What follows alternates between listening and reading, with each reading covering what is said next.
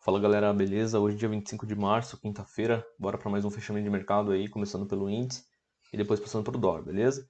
Bom, galera, o índice abriu na mesma região aqui do fechamento de ontem, né? A gente pode perceber que se a gente der um zoom out, essa região era uma região aqui de sobrevenda por conta da retração aqui de FIBA. Se a gente pega esse topo aqui e puxa até o fundo, tá, desse movimento, a gente percebe que o índice retraiu exatamente aqui na zona de 61,8, né? Pegando desse fundo, desse topo. Hoje ele testou essa região de sobrevenda, tá? Então é aquela coisa que eu sempre falo para vocês, o 61% sempre de uma retração é uma região decisiva para mostrar se o mercado vai dar continuidade na queda em relação à tendência macro ou se vai acontecer aqui uma possível reversão, né? Então dentro disso, desse cenário, a gente tendo em vista esse suporte natural aqui embaixo, o que, que aconteceu? O índice abriu nessa região, a gente consegue perceber que no início do dia ele sinalizou aqui, na verdade, um alargamento, né? O que é um alargamento? O mercado basicamente fica errático, ó, ele faz fundos menores e topos cada vez maiores. Ou seja, isso daqui é uma figura bem perigosa, tá, galera? Só que por si só o alargamento, ele é uma figura de reversão.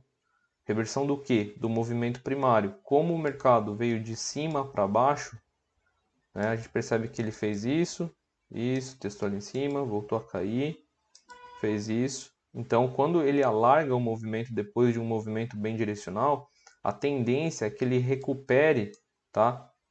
Percentualmente aqui 61%, 50% dessa queda inteira.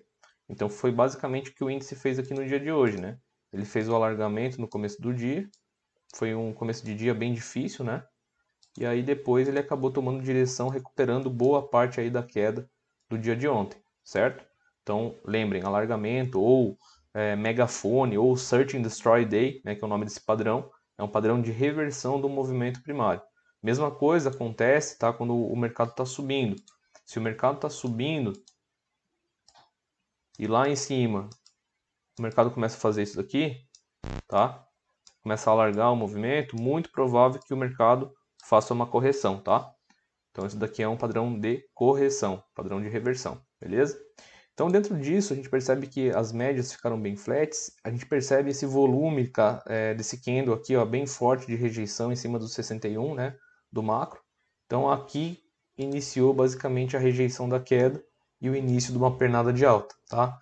Essa linha desse canal, a gente percebe que lá da semana passada, né, ontem rompeu, acabou servindo aqui como uma resistência no primeiro toque do dia, depois acabou interferindo, aqui também teve interferência junto com a média de 50, né? A gente percebe que as médias não estavam 100% alinhadas, as médias menores estavam invertendo, a 50 estava descendente, então isso gera, obviamente, um impacto nos preços.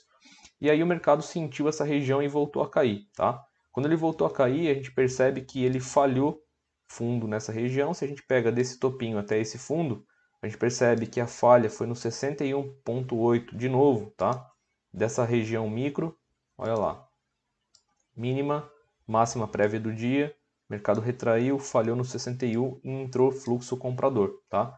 Esse fluxo comprador basicamente foi uma das melhores oportunidades de compra do dia, tá?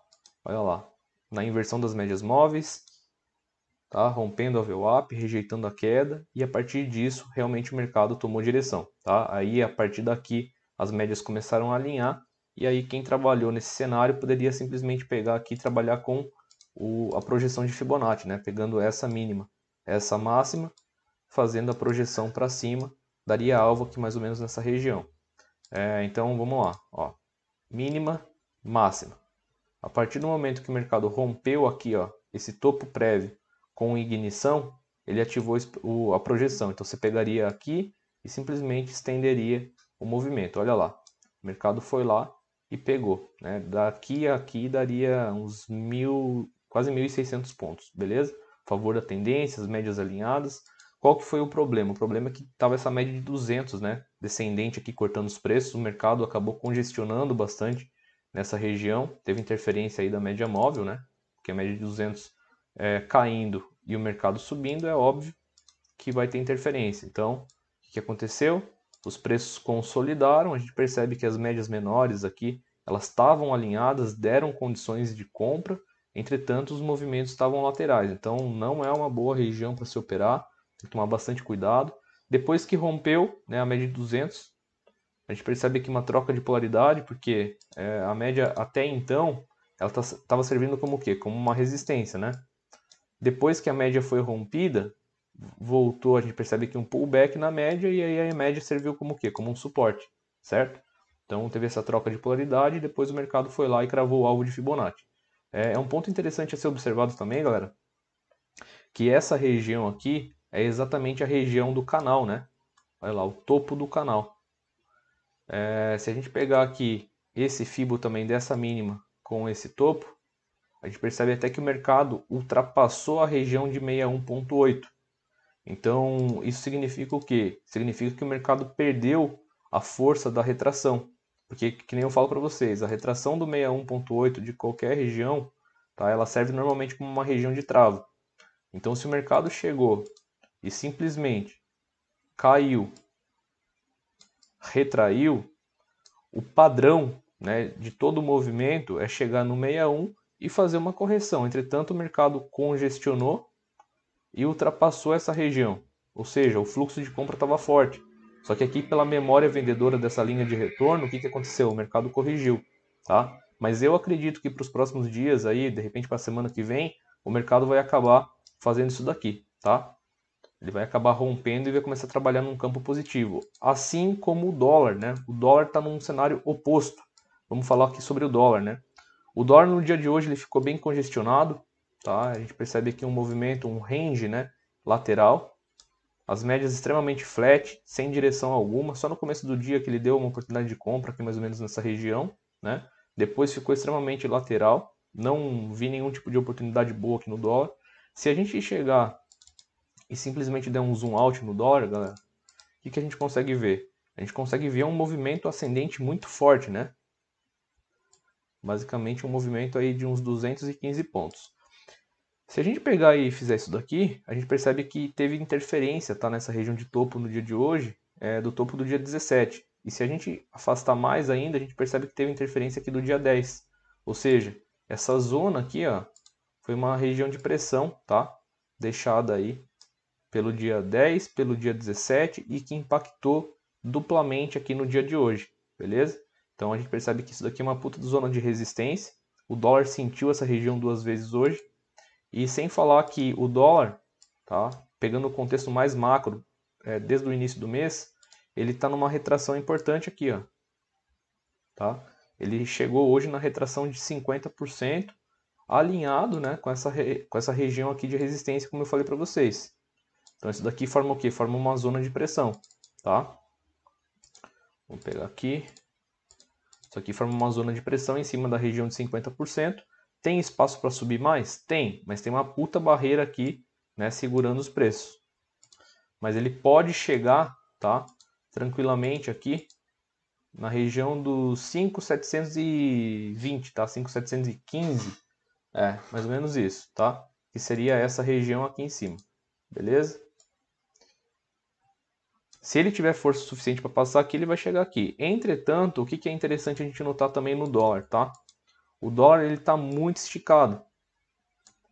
E como ele fez essa figura gráfica aqui, basicamente, que é um topo duplo, claro, não foi acionado ainda, tá, galera? Pegando todo esse movimento aqui, o que o dólar sinalizou, o que ele está armando praticamente? Está armando praticamente aqui um topo duplo. Se rompe essa região de topo duplo aqui, ó, se o mercado romper essa região, claro, vai ter interferência aqui da média de 200 que está se aproximando, mas a partir do momento que o mercado romper, tá, muito provavelmente ele vai fazer isso daqui e vai corrigir em algum nível de Fibonacci dessa retração, tá? Então eu acredito que para os próximos dias o mercado vai acabar fazendo essa correção, né, o dólar futuro, e o índice vai trabalhar num cenário ascendente. Posso estar errado? Posso, mas o mercado normalmente reage a esse tipo de comportamento. Então, se a gente olhar aqui o dólar, o que dá para a gente pegar? A gente pode pegar esse último fundo relevante aqui, pegamos essa máxima, pegamos essa mínima, e a gente tem alvos para o dólar aí na casa dos 5.600, que é o 38%. Anotem aí, tá? 5.600, 5.575 e 5.550, tá? Essa região aqui é bem importante. Por quê? Porque é a região de 61,8. E foi exatamente a região aqui que eu falei para vocês que o mercado estava travado, né? Olha lá. Então essa região aqui eu ficaria bem atento com ela. Claro que não é para agora, mas quando o mercado chegar aqui eu ficaria bem atento nessa região, tá? Eu acredito bastante aqui no 5.600 e 5.575, tá?